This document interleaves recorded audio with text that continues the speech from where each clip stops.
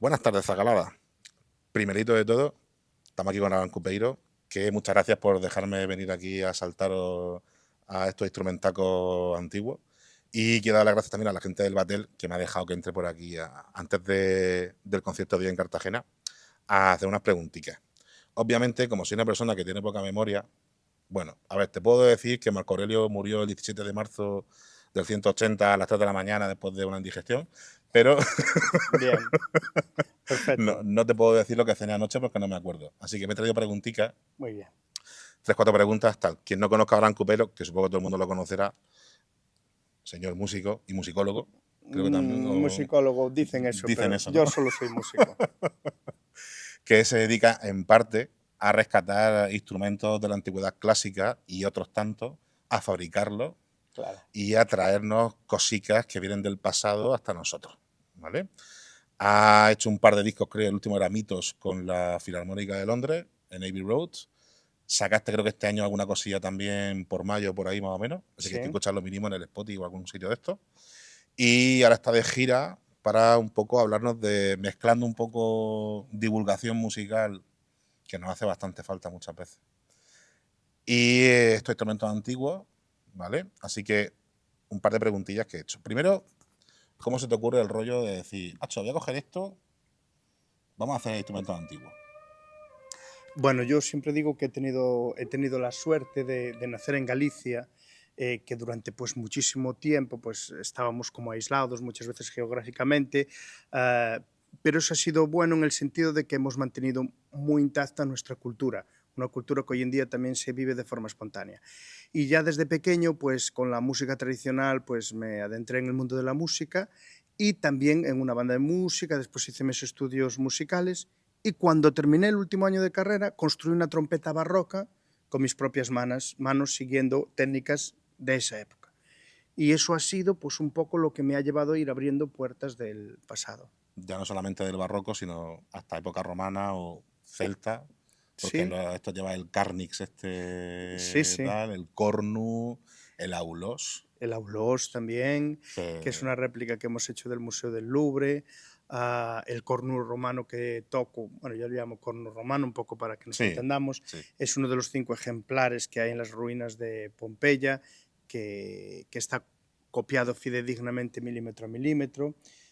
Y el carnis es una recreación que yo he hecho a partir de una moneda romana, Ujú. pero que después, cuando apareció el único carnis entero que hay en el mundo, en Tantignac, en Francia, pues la diferencia era solamente de 23 De milímetros. hecho, he de decirte que hay gente que me ha escrito por Instagram para decirme que como se quedó impactado contigo en Balaídos tocando el Carnix, viene hoy a Cartagena con la camiseta del Celta Muy bien, muy bien. al espectáculo. Bueno, Digo, bueno, ok. fantástico, fantástico. Para Todo hermanar suma. Cartagonova y la zona del norte Sí, de la de Galaecia, ¿no? los bárbaros. Sí.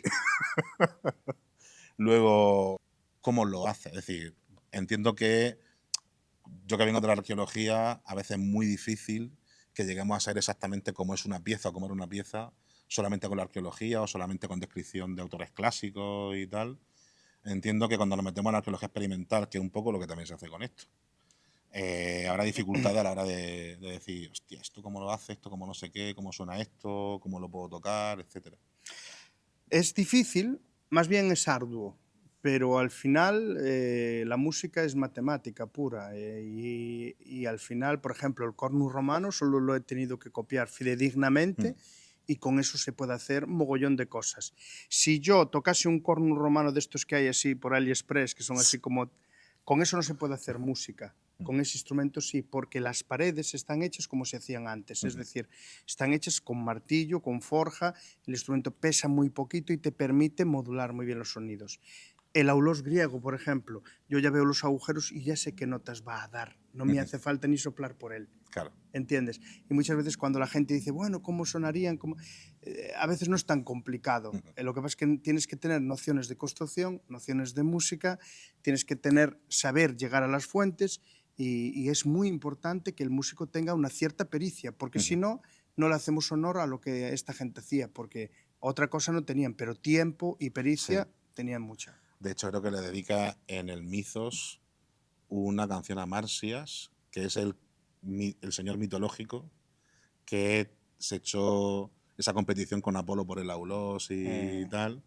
Además creo que se lo contacta al Broncano en la Revuelta también. Puede ser, Sí, algo puede de eso, ser, sí. puede ser. Hay la gente de mitología que... Ya, y es un instrumento que se le atribuye la invención, evidentemente es incierto porque los Claro. dioses no tienen, a la diosa Atenea, que es la diosa más importante de los griegos. O sea, ese instrumento se tocó en los Juegos Píticos y es un instrumento increíble. Lo que no tenemos de ese instrumento, por ejemplo, son las cañas. Algo hay muy poco, pero normalmente los aulos son cilíndricos. ¿Y cuál es la única caña o tipo de caña que excita un tubo cilíndrico? Pues muy parecidas a las que se utilizan en el duduk armenio, que es un instrumento que tiene una tradición de más de 3000 años. Entonces tú haces una caña más o menos con las medidas que ves en un ánfora, con este tipo de caña, lo pones en ese tubo y magia. Funciona todo. Es casi como encender un coche y va hacia adelante, hacia atrás, depende de la marcha que pongas, Claro. pero funciona. Entonces tampoco es tan complicado. Tía, es que claro, cuando lo vimos así, claro, hay más gente que se dedica al tema de recuperación de estos clásicos, pero claro, la primera vez que yo he visto un Aulós tocado ha sido contigo. Digo, hostia. Joder. Es que las dimensiones, lo he adornado un poquito, pero las dimensiones son las que hay en el Museo del Louvre. Sí. Y bueno, ves también hay otro Aulos en Pompeya, que bueno, eso ya es un, Sí, bueno. un tuning brutal. O sea, si te paras tanto en adornar un instrumento, o sea, fíjate, tienes un proto-Aulos que sigue funcionando en la isla de Cerdeña, que es el Launedas, y tú escuchas a la gente tocar el Launedas y dices, esto es de lo más hipnotizante que puedes escuchar hoy en día en el mundo de la música. Sí. ¿Cómo sonaría esto en la antigüedad? Pues los que tengo muy claro es que muy bien. Sí. Además que en el Mediterráneo el tema, claro, como estamos con el tema de los banquetes, hay todo un cliché en torno a todas estas cenas típicas tradicionales mediterráneas de la cultura griega, de la romana, de la etrusca y tal, y te imaginas a esa gente tocando esa música.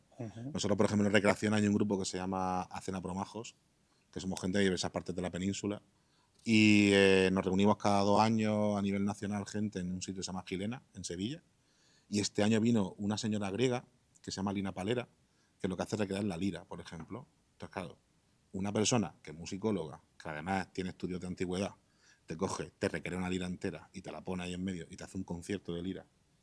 Hostia, Claro. te mete mucho más Sí. en el tema este. Y recogiendo eso, iba a la última pregunta. Porque claro, aparte de ti, que en los últimos años era un poco la persona que más sobresale a nivel de mezcla de tradición con vamos a llevarlo un poco al gran público, hay más peña, más músicos y músicas que se dedican a llevar estas cosas o, por ejemplo, a mezclar el mainstream o el pop con cosas tradicionales.